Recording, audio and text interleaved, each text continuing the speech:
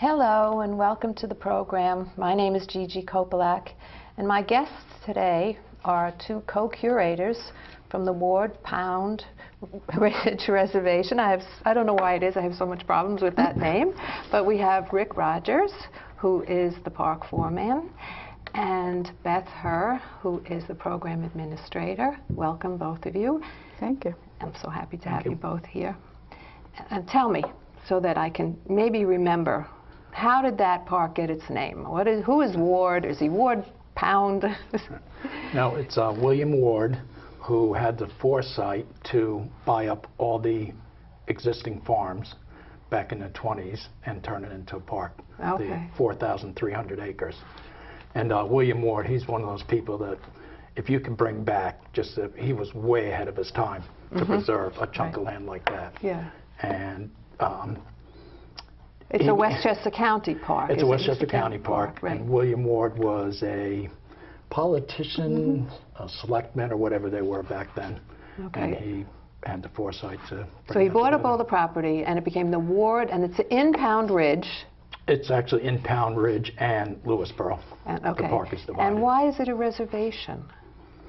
Reservation doesn't really have that much to do, I mean, although it has Native American history. It's a preserve. Okay. You know, first and foremost, it's a nature preserve. Okay, but am I saying it right? Ward Pound Ridge Reservation, not yes. preserve, because I know we did Rockefeller here, and that's a preserve. That's a preserve. But right. that's not Westchester County. You're Right. Westchester County. Yes. Yeah, and Okay. in the documents when they created a park, the intention was as a forest preserve. Okay. But reservation was the word that they used, and we also have preserves, we have sanctuaries, we have conservancies, so kind of reflects the thinking of the time. Okay. But it is our biggest county park, and we think it's the prettiest. Yeah, it is beautiful. Yeah. It's amazing. And you have the great space for artists there, too, which we will get to. We'll talk about why you are both curators of work. But first I want to talk about what's happening here in the town of Mount Pleasant, which is at the Kensico Dam. And I walk there often, and so I was walking one day and I saw these sculptures, and I wondered, oh, now how did this happen? What is that story? How did we get to? That came through, and we've done work before from the Peter Rose Gallery in New York, and actually our first sculptures were through him, which was Clement Meadmore. And so we've been in touch with him, doing things with him on and off. And he. Well, all right, but can I just interrupt you a second? When you say the Ward Pound Ridge has been doing this, because this is the first time I've ever seen sculptures in Kensico. Right. Am I right? Yes. Oh, okay. It's the first time we've gone around the gallery. Oh, okay. Our other sculptures have been on site of the gallery, so this was our first. And Beth and I, we always wanted to. We knew that when the right pieces came along, would be to put them out somewhere. Okay. And we talked to our commissioner, Joe Stout, who we would say, can we use Kensico if the right pieces come along? And he said, yeah, if you think you got something right. So when we saw Itzik Ben Shalom's work, bingo. Okay. Let's just show a little. First of all, when you had the opening, you had a nice little reception at the Kensico Dam. Was that in May, I think? Yes, yeah. And you had a table, and there were some small sculptures. And I think we have a picture of some of the small sculptures that were there. The bronze ones, yes. The bronze ones. Okay, this is going to be interesting because they're not all bronze, even though the patina makes them look like they're bronze. Right, the small ones are bronze. The small ones are bronze. Large ones are fiberglass. Okay, and then I want to show a picture of me standing next to one of the large ones so that you can see that these are really large. The scale of them. These have to be like 18 feet, 20? No, they're probably 12, I think, is the 12? tallest. 12 feet is the tallest. Yeah, well, maybe it's the angle of the picture then, because, oh wait, are they on? They're on pedestals. They're on pedestals. Right. Okay, Yeah. so. And we felt the place was right for these pieces because they're very figurative. Yes. They look like people in a park who are having a relaxing time. Sitting on a bench. And it's kind of fun when we had the sculptures together and we were deciding which ones to use. They were all placed out in a yard, and it sort of felt like they were having a party, or we were in on a gathering of people. So they were beautifully done, we thought, and elegant. And Kensico is the kind of park where there are people walking all hours of the day. Right. And so we thought that that was the perfect No, place they're for these beautifully pieces. placed. Yeah, and I was there photographing them, so they're sort of in order the way I photographed the first one, and I've taken the pictures show in the round. That the reason why you don't show sculpture up against a wall is because you want to walk around it and show the That's different right. angles. And so this first one is two people sitting. Yeah. Which is just like you said, it's like they're Like in a sitting in a park. park. I feel like they're a little more intimate than just sitting in a park. I feel like they're, I want to say lovers or something. But They are. They yeah. are. Yeah. I think I don't know if that's his theme or. I found a little quote. He says, "In these modern times, communication through electronic media often denies basic human emotions: love, anger, understanding.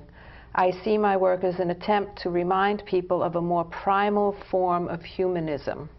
In a sense, I see a need to redefine emotion." And so most of the pieces are of two people. There's Right. an intimacy Right, that's an just intimacy. inherent in the fact that Right. there are two figures. Right. Yeah, and then the next one that I have is, this is the one where they're not fat, but I don't know. I think he calls them something like big. Oh, there's a word, and I think it's a Hebrew. He's an Israeli Right, artist. yes. That's Yeah. correct. Big vered or something, and I looked it up, and it meant rose.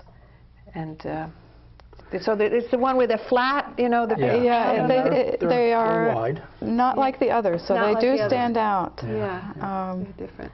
Did you pick the sculptures, or? Yeah, actually, we went over to a warehouse in New Jersey. They actually came from an exhibit in Ohio, and they were at Grounds for Sculpture Okay. down in Jersey. So we had them stored in a warehouse in the armpit of New Jersey. Where is the armpit of New Jersey? It's where all the cargo ships are Oh, unloaded, okay. you know, right across the George Washington Bridge. yeah, we Yeah. walked into this dark space, but they were They jumped stunning. out. Even in the basement of a warehouse, they were now so elegant. The these color. are, yeah, but these are not bronze, right? That's right. No, if you were to purchase one, he could bronze them for you. Okay. But the ones in the park are fiberglass, and since this was our first experience of sharing art with people in a different kind of park, not Ward Pound Ridge or Lasden Park Arboretum, which is a garden. So this was a setting where there's more people, and we thought that not only are they beautiful and elegant and the color was right, but they're fiberglass, and so if there were an issue of vandalism, that it would be an easy thing to repair. They can be cleaned up easy and Yeah. repaired. Right. No, but they look so much like they're bronze, and they feel heavy. And one of the things at the dam, when Beth and I would walk around down there to look, to think about sculpture, because you have the dam, which is really intimidating. And we wanted something, you know, people said, oh, put things on the concrete in front of the dam, and no way. It is so imposing. Right. The- Oh, yeah. the It's a whole- sculpture itself, It is. the dam. It is. So these, as we saw them in the warehouse, we knew right in between the trees, Yeah, all the they way tucked down, in on the side. tucked and in on the side. Yeah. And when you first pull in and you see them all scattered Right, about, right. they are people walking in the park or Right, sitting in the park. So you picked the place where they were going to go. Yeah, I think you picked the perfect place. Yeah, Really. yeah. And They doing really- sculpture, it's almost like hanging in a gallery, you know, because, you know, there is the expression plop art, and I've seen it where you go see where people lay out sculptures, and there's like no thought. It's like, all right, put one there. Oh, well, put one on that hill there. So one of the things Beth and I keep an eye to, and one of our installations at the park is William Tucker, who put 6 pieces in. And what a thrill working with him, you know, to place sculptures. He actually moved the piece 4 inches. And this is by turned the crane, piece, all and it's kinds by of crane. straps, large piece. You mean because you said I want this to be 4 inches over? Or No, something? he would did. look at it and Right. say, no, lift it No, up and turn it just a little. Yeah. And so he, had the love of it, as we did, to work with the landscape. And that's the thing with sculpture is your landscape is your background, Right. is your Yeah, wall. Is your canvas, really. It's your canvas. But more than your canvas, it's not just two-dimensional, so you have to think about the background, Right. the sky. Right. Everything. Yeah. Yeah. And how you look at it, and if you have more than one piece, how, when you're looking at a piece, where does the other piece play in it? Right. It just as you're hanging two paintings together. Right. Does the color play off it? Does the form play off of it? Right. And to lay that out is it's an art in itself. Was this artist involved in laying these pieces, or he let you decide? No, we did it ourselves. Okay. Yeah. Yeah. And that's a wonderful thing. Not only do we have the support of a commissioner who says this Art and Parks program is great, we have the fun of being able to work with artists and or have the artist step back and say, I trust you. Go And you ahead. could tell that you love your job. Yeah. Oh, yeah. Yeah. We're both blessed, Right. to Well, be able to go to work for that. And we should say, my real job is as a naturalist and overseeing the nature center, sanctuaries, and guiding the biodiversity and natural studies that we do. And yet I'm an artist at heart and have a wonderful canvas. If you think of all the palettes and all the beautiful places in our park system, it's really so satisfying and fun to be able to take that talent, which is not really my job, but I have the freedom from and the blessing of our administration to use this as a way to have people connect with their land, which is really fun.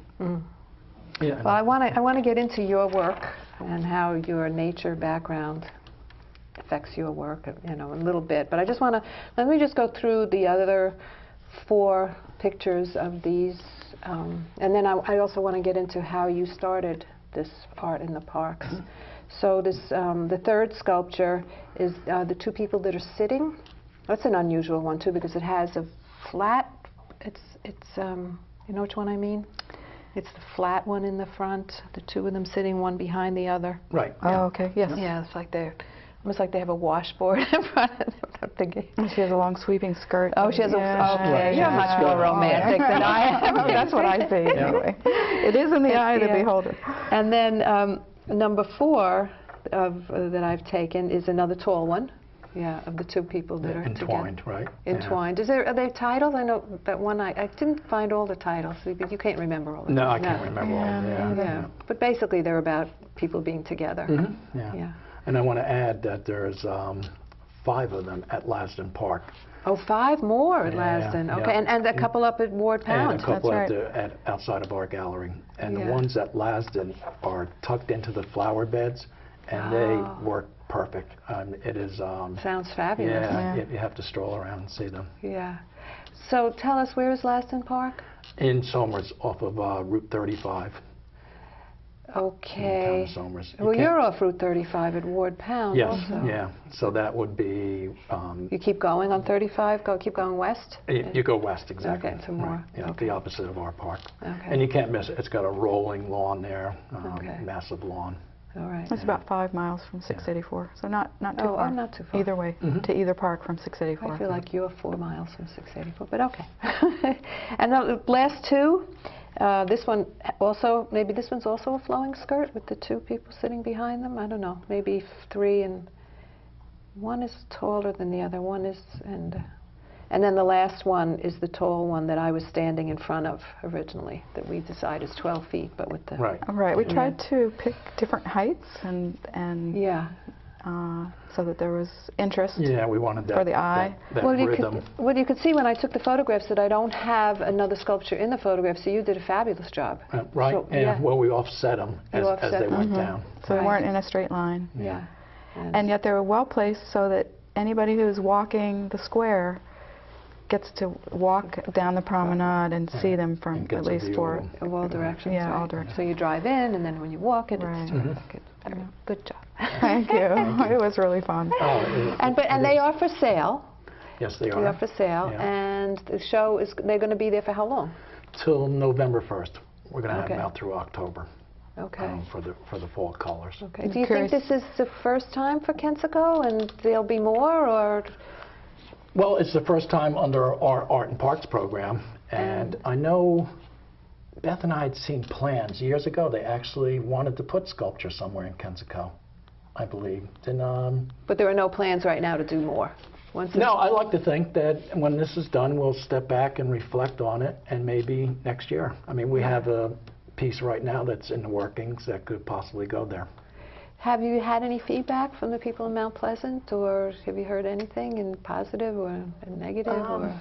Not a lot. I mean, when we're down there and talking to people, they've been coming up to us and saying how much they like them. Oh, and yeah? the staff has told me that people are constantly taking photos No kidding. and walking around them, so the feedback has been good. Yeah, you know? that's great. Oh, yeah. I love to see art in the park. Yeah, It's, yeah. You know, it's great. And Well- there's a little a tag on each sculpture with a phone number. So I have gotten messages from Oh, you people have? thanking us for. Oh. So no negative comments, and Oh, that's great. and yet I'm sure there's some people who don't like it. And the wonderful thing is that the art is temporary, and we like to think it's sort of like the magic of a snowfall. It changes the way you look at your world, your everyday world, and overnight, and then they'll be gone again. Yeah. So. Well, we found that with putting sculptures in, especially out at the park, because we have a different clientele. You know, people really love the park. And when we first started doing sculpture, people were saying, "Why are you doing this? You know, the park is artwork anyway.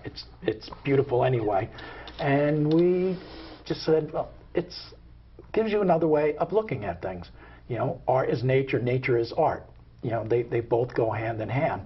Right. And some of the first sculptures we put in, some people, you know, they were negative about it, but then other people who started out negative came back and said, "I miss those pieces." That's great. Yeah. The Charles Perry piece. People tell me we had a beautiful Charles Perry piece on the lawn of our gallery, and to see that all through the different seasons. It was with the bright red. dusting of snow, and people go, "I miss coming in and seeing that there." that's So you know they get it, Yeah. and to also with their art and parks in the gallery, the money it has brought in from the commissions, we brought in probably $47,000 into the park.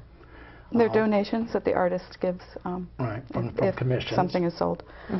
And in turn, it affords us to buy table saws. We got put track lighting in. The money from that, we opened the WPA gallery, which is our other little gallery. And it's funded other programs.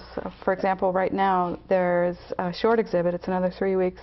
A different kind of exhibit out in the forest at Ward Pound Ridge. So, Like you did last year? Like the Forest of Possibilities, Yeah. right. Right. But this is called Cartoons in the Park by Jim Jenkins, the okay. creator of the cartoon Doug. And it's a whimsical, fun, and it's also basically a historical show about the park too, because he goes into the history of the park. But what is it outside? Is it things on trees or? Yeah, they're hanging on trees. He made so altered photographs altered printed on photographs. vinyl. And they're okay in all this rain that we've had this whole? Because they're printed on vinyl. They Yeah. had them printed on vinyl, Okay. and it's really whimsical. intriguing. And Yeah, it I is. can't wait to Some of them fun. have a little magnifying glass hanging from it, so you have to look closely because he's inserted cartoon He puts little characters. critters in them. Yeah. That's really great. unique. And how long will that be there? That's up till July 12th. Okay. Yeah. That's good. How's So that there? Art in Parks brings new people to the park who may not have come otherwise. Absolutely. It brings people who want to come back to see what's changing. It surprises some people, don't expect it there, but it enriches everybody's experience, and it's great fun for us to put together. To have people who've come to the gallery and not know that there's a 4,300-acre park attached to it, practically right under their nose. It's amazing how many people say, "Wow, I live 30 miles away. I never even heard of this place." I know. You know? I know. I get it all the time. Well, I came there for Bob's show, I think, the first time, and I was so impressed with the openings that you have. Yes, yeah. So, but let me talk a little bit about your work, all right? Because you are a botanical artist, and I like watercolor, and because I am a naturalist, I love being out in nature and get intrigued by a flower and want to learn it and look at it closely. And I have like learned. the one you have, Beth's orchid. We have an image of yours. It's Beth's Yeah, orchid. that's a part of a painting. It's Oh, that's actually a part a of it. large piece with the whole So that's plant and only the a roots. It's just a okay, detail. Okay. And orchids are easy because they don't change very quickly, unlike wildflowers, which change by the minute. So for me, it's more about learning more about the plant or the scene that I see. I do still lives too. Aren't there rules about botanical artists? And that It has to be on white paper. The light always comes from 11 o'clock. Left or right? Never use black paint. Oh, that's interesting. There are some rules, and it's fun to break those rules. It's fun. I don't always do botanicals, but I love it, and I'm okay. completely different from. Well, the Rick. images that we have, would you consider them botanicals? Yes. The one it's Yeah, called they're on white paper. Beach and Leaves, which Yes. is beautiful. You know. And they don't say how you have to lay out the plant. You can, in other words, any abstract shape, any way you put it in is all right. That's your decision, Yes. Not In you don't have general, to lay yes. the way it grows. In other words. If you were doing an illustration for a text, and you were trying to get across exactly the flower parts and the anatomy of the plant, then that's a very specific thing, and you have to include the size of everything. Okay. Mine's a little more free form. Okay. And those pieces that we're looking at could be traditional because they're all on white paper and the light comes from 11 o'clock. Okay. And I didn't use any black paint. But my work is really the exact opposite of Rick's. I know. Which makes it so I fun know. to work together. Because I've seen Rick's. We've shown together in different galleries and things, and your work is. I remember what you had in Ward Pound last year. It was great. I loved it. Our first, the first show at the gallery was Beth and I. Okay. And how long ago was that? Yeah. That's over 6 years now. Yeah. This is all your idea to start this art. Yeah, we were partnered up to manage the park. Beth as the senior curator, me as the park foreman, and the upstairs of the gallery at the time was just in disarray. You know, old carpeting, gray lockers, old furniture. Oh. But when it was the original house, was it? William was it William Ward? Oh no, William Ward didn't live there. That was a farmhouse from the 1800s. Wow. But it had been the park office since 1925. Okay. So what we did, we were cleaning it up, and both of us just hit on the thought of, let's make a gallery. It was a sunny winter day, and the light was pouring in like butterscotch, and we just looked around, and the walls were all lit up, and it must have been the artist in us that wanted to hang a painting on it. So we redid everything, the floors, the walls. And we were really thinking at the time, this house is so beautiful, it belongs to the people who live in Westchester, we need to open it up and showcase it. It had beautiful floors and interesting features around the fireplace and windows. No one walks through no one had walked through, they'd come into the office, fill out their permits, do what they had to do, and leave. Never before, as probably in the whole existence of the house. Yeah, because it was lived in for years. Right, because it was lived in, and people did live upstairs until the mid-60s, I believe.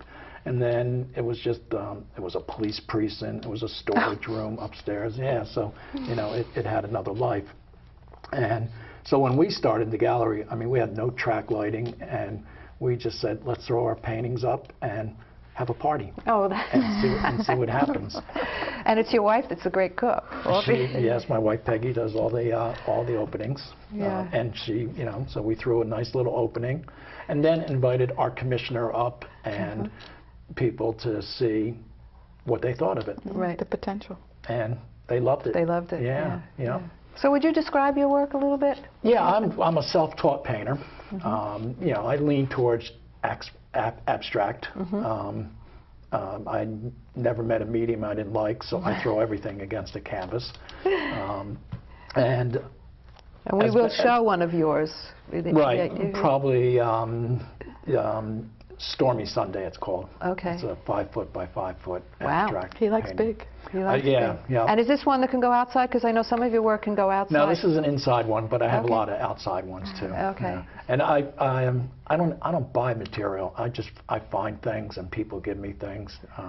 I have 3 paintings that came from canvases of Helen Frankenthaler. Oh, no kidding. Yeah. She gave them to you? Yeah. Couldn't you have her sign on it? Well, I laugh because one of them had a doodle of hers on it, and I tell people, I painted right up. Oh my! Didn't like. You didn't like the doodle. Well, here was my introduction to Helen Franklin. Though I pulled in her driveway, and she says, "Are you here for the canvases?" I said, "Yes." "How are you?" And she says, "Move your truck." And she walked back in the house. That was it. And then her assistant came and loaded up. She donated things at Silver Mine. Oh, I worked at Silver Mine for quite a few years. Okay. And then, so I would go, and through Silver Mine, anytime they would get calls all the time of people giving away things. I got a studio of a longtime painter who was 80 years old and moved into a retirement place, and went to his house, and he gave me his studio. Wow. Paints, canvas, brushes. Wow. That I still have in my studio. Yeah. Could you work with him? Because that happened to me once. There's an artist whose work I loved. She passed away, and her husband called me and said, "Do you want her paints?" And I went, "Oh my God, I'd love to see her palette." And I just couldn't work with them. They weren't my colors. I tried so hard. Yeah, yeah. Well, some you get rid of, and some you don't. You know. I don't think it can't influence you. I guess that's what I'm trying to say. Right. You are who you are. Yeah. You just got to go with what. And you use very bright colors usually. More often than not. Yeah. Yeah. Is this 5x5 that you're talking about? It's going to be bright colors. No, it's kind of it's called Stormy Sunday, Yeah. and it's really it's blues and grays. Very very cloud rainy like. Yeah. Okay. That sounds familiar. Yeah. Well, you know, we're fortunate, Beth and I, that when we every day in the park there's something different. You know, we at one time, Beth and I, she's no longer my plowing partner, but I do have another great plowing partner, Brenda, up at the park. And there would be times we're plowing at 2 o'clock in the morning, and we would stop each other and go, "Wow, did you see that snow? Like going this way, and the light." And so I have to say, every day in the park, I see something. Yeah. You know, be it the lights through the pine, the dew on the grass, the dew, how the grasses change in the weather. And you can't help but be influenced by that. Oh, of course you are. Yeah, you know, and as like with Beth's work, you know, I look at it as Beth is down here like this, painting those little plants. I'm up on the hill throwing the paint down. Yeah. You know, you're doing the broad picture. Right, I'm doing the broad picture, yeah, right? Whereas she's got, I mean, she works on things. I like to say that if I work on a painting for over an hour, I get really bored. Oh, really? Yeah, I have nothing but admiration for someone who can paint a painting like for 8 months or a year. I'm like, I would have put my foot through that canvas a long time ago. I just, that's not the way I work. Well, you got to be true to yourself. See, for me, I keep going back and back and back and back. I wish I could stop after an hour, because sometimes they're the best paintings. They are. Just like they're so fresh and wonderful, and you just. And you can overwork. Right. Stopping is hard. Insecure, that's what I am. So I just keep going back. So let's talk about the show that's there now. And I went to the opening, which was very exciting, and I actually asked the artist, who's Grace Knowlton, if I could video her. And so I have to apologize. Oh, she's wonderful. She's really, her work is wonderful, everything was wonderful. And she was very giving with what she said on it. But I have to say that I'm not a video photographer, so the audio is not that great. You could hear people walking behind this video, and the music outside. Yeah, the music. Well, the music was great. If it was only the music, it would be terrific. But they're kind of walking. It was the old floors. Yes, those floors. Yeah, but that's okay. That adds charm to the whole thing. So we're going to watch just a little short video that I took. I've been asked how I got into making these, and I went out west to Wyoming with my granddaughter, and saw a sawhorse in town in Jackson Hole that was so interestingly crafted that I found myself pulling out my camera with my back to the Teton Mountains and photographing it, and that just started the ball rolling, as it were. And so I came home and began to see sawhorses everywhere, and loved the character, the personality that they have. And and just began photographing them. And at one point I went to Mystic, Connecticut, to the museum there. And they had marvelous, beautifully built ancient sawhorses. And I took a lot of pictures of those. And so it's just gone on from there. And I can't get over the variety of there. The Highland Studios, where I have the word printed. And this is Lisa. Hello. Debo, the printer, and Cole Spring. And one could not do better than to go there. Thank you. Looks beautiful. Doesn't it? Yeah. Beautiful. So, So the sculptures, was it your idea to include them also as part of the sawhorse, or well, is let's there a see. I connection, or you guess just... it's because what I'm known for is more the sculpture, and the sculpture tends to be round. And so the show's called Past and Present, so the spheres are more of the past, and this is more of the present, a combination of the two. Okay, so you get an idea of what she looks like, which is a beautiful woman, and she talks about the work that's on the walls. But Grace Knowlton, originally she's known for her spheres, and I did take a short little video walking outside the gallery on the sidewalk, walking towards one of the spheres, just so you could get a feeling of what it's like to walk up to her work. And this is the one that in the background you can hear the music. And so that's what's happening at the opening. You have this fabulous food, you have this fabulous art, and you also have this fabulous music. It's in a beautiful place. Yes, inside and out. A beautiful place, Right. inside and out. And And then, so I also took some stills of the spheres. There were some spheres of hers that were in the gallery, upstairs. She had some in the corner, and then there was, I think there were a couple out. Did I take the fireplace? I might. See, people are going to have to go to the show. It's going to be there until The end of August. the end of August. Oh, no, actually into September. Yeah, September 10th, I believe. Okay, September. Okay, something in Right September. after Labor Day. So you have to get up to that park. And so there are a couple of stills of the other spheres. But the interesting thing about her this show is it's not about her spheres. It's about past and present. Right. Right. And what she does, she's done a series of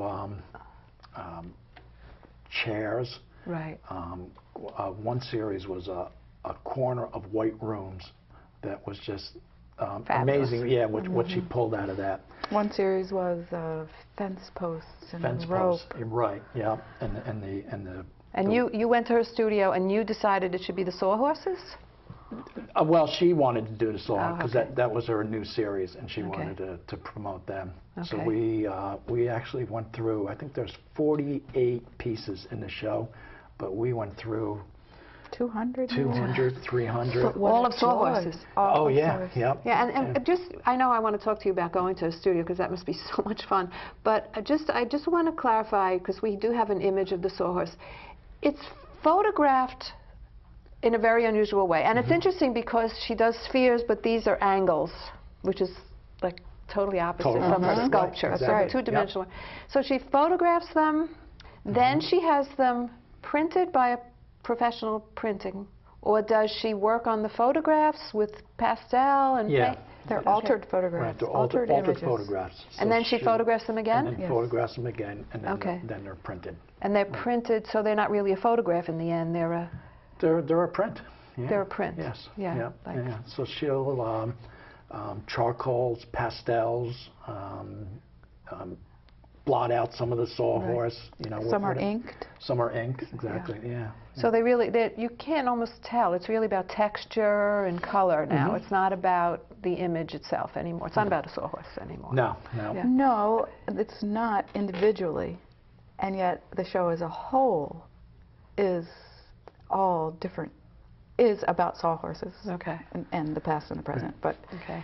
And the hard lines and just how she sets them up. You know, a lot of them they're together. Uh-huh. And some become animated. They right, yeah. look Some like animals look like some are abstract. look like animals. Right, Yeah. yeah. And, but you know, one of her, it's not her spheres, but sort of one of her balls, which is up in the upstairs. She always said when the pieces are at her house around her lawn, they're balls, but when they go out to the galleries, they're spheres. That's funny, Grace. So I picked one of her past sculptures, which is metal, and it's under the sawhorses, and you can see the same hard lines. That they In go the together. sphere. In the sphere. Because when she's right. making the sphere, she's sort of putting it together and bending one over another. Oh, and, yeah, they're not yeah. just balls, Yeah. they're cracks. Right, yeah, they're cracked, they're, you know, all different material. In fact, I was taking one, and I said, wow, this is fragile. She says, well, if it breaks, just put it inside of it. You know, I mean, she's very carefree with them. Yeah. And in her good. studio, there can be a mantelpiece or that has a row of blueberries, or in the kitchen, a little row of acorns. And so all around her are these round spheres that she's manipulated or admiring or changing. Right, And, yeah.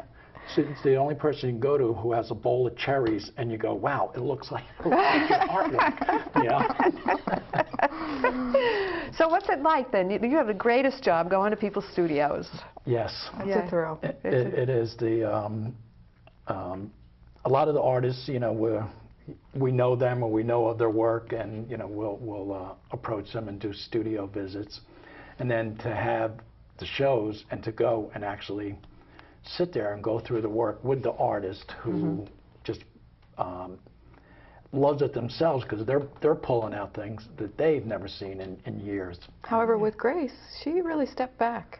She brought out 200 pieces and put them on the table and stood back. She went and made coffee, and we know the gallery, we know, and we were able to put it together as we And so then sat she there. framed them after you chose them. Yeah. Right. Yeah, Yeah. that's good. So that was a thrill. And that's one thing too, like right now, from so many shows that we've done, we know every inch of that gallery. Like Beth will pull out a painting and say, where's this going to go? And I'll know it goes right between the two windows, or it's in the hallway. Top of the steps. So we do have a diagram of the gallery that we give to people, but we don't need it. You know, we can go into the studio. I know, I've seen, you have those two spaces at Ward Pound. You have the little WPA gallery, you call it, and I've seen shows there where you make them look fabulous. Right, You just yeah. know how to put them up there. And then this one with the gallery we're talking about now is the house. The house, right. Yeah. Right. And That's does that have the a main special gallery. name, or it's just... Well, that's the gallery in the park. Oh, the gallery in Right. the park. And And, then the the other one's WPA. WPA. Right. But you have a great story about someone we love who just recently passed away, and we're Yes. just so sad Our about it. dear That's friend Bob Capellas. Yeah. And we had him for a show 3 years ago. And I think that's when I first, Right. yeah, I came to that show. And he's a perfect example of just alive with art, alive with life and Color. and color. Everywhere. And you know, an artist who's a true artist all the way through. You know, 24/7. And Well, he was a teacher at NYU. And was a teacher at NYU, Yeah, and he's a and great it was- following of students he has. It was so wonderful to have his students who came to the show, and everyone had a Bob Capellas story. Right. I was like, no, he didn't. Oh, yes, he did. One day he came in and he threw his coffee on the canvas. Right. Yeah. Yeah. Well, I remember one of Bob's favorite stories is that he made them tear up something that he made them work on for 6 months just to teach them a lesson. Right. You know, to learn Yeah. that it's come from here, not from... Right. Yeah. And But then- you had the privilege of going through thousands of his work. Yeah, we went over Yeah. to his house. It was a and- retrospective, so we went down into the archives in the Mm-hmm. basement, and he pulled out drawings from the beginning of his career, and you could tell that he had not seen them for a long time, yeah. and the joy that he knew the models, especially young female ones, as we know Bob. And you know, he put Yeah. names to the people, and he was like, that was at NYU in such and such a year. And he would be so glad that you mentioned that. Right. Oh, yeah. I did that for you. But yeah, that's again one of the just one of the joys, and because and also you know I like when I see people's work, and I can't wait to see their studios. Yeah. You know, because you see that inner, you know, some are meticulous, some are so clean, and then others, you know, and Bob was in between. He was loose. You Well, know, he had a lot of work. Had a lot of work. He had a lot, yeah. but he was pretty meticulous when you think about it. Yeah, His yeah. palette Yeah, and everything. yeah. No, you've had some fabulous shows there. Yeah, Yeah. yeah. No, it's great. I hope everybody that's listening to this show gets up to the Ward Pound Ridge Reservation. I think I did it right that You time. got it. You got it. Yep. It's in the town of Cross River, northern Westchester. Yeah, you go on. You go 684 to 684 to 35. You make a right, heading east towards Ridgefield, about 4.5 miles, and right on 121 South. And the park It's is right there. I can't believe it's 4,000. But it's more than just the. I mean, you drive in this beautiful pine forest, which was devastated a couple of years ago Right. by a the microburst, tornado. yeah. Or what was it called? Well, it's turned to microburst. Okay. You know, a different And kind in of that storm. forest, the pine forest is where there's the exhibit, Okay. current exhibit, outside exhibit. Because it was all fenced in.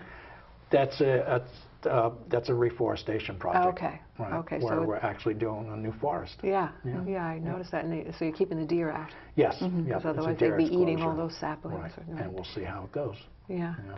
And then, so you go up, and then there's something else in there. Isn't there a nature preserve or something? Or There's a Trailside Nature Museum, Okay. which is the history of the park. There's Okay. an Indian Resource Center there Okay. One of the oldest nature centers or in the United States. in the United yeah. States, a museum built in the land that it's meant to interpret. So Ward Pound Ridge has a wonderful and tremendous history of conservation. Goes back to 1937. Okay. That particular the building. CCC, Civilian Conservation Corps, which Oh. built the Trailside Museum, built the WPA Gallery, built shelters, put roads in, Okay. planted those pines that are in through the entrance. So during the 30s with them, they did the core of the park. Okay. So was that during the Depression then? This was a project from the Depression? Yeah. This is one of FDR. the New Deal, Okay. Yeah. Interesting. Yeah. That's and was at the same time period and ilk of the WPA, which put together the artists and the performers to work. And then sometimes I've seen Boy Scouts there. Do they come up and? Oh yeah, there we have a good relationship with local Boy Scouts. They do projects. Okay.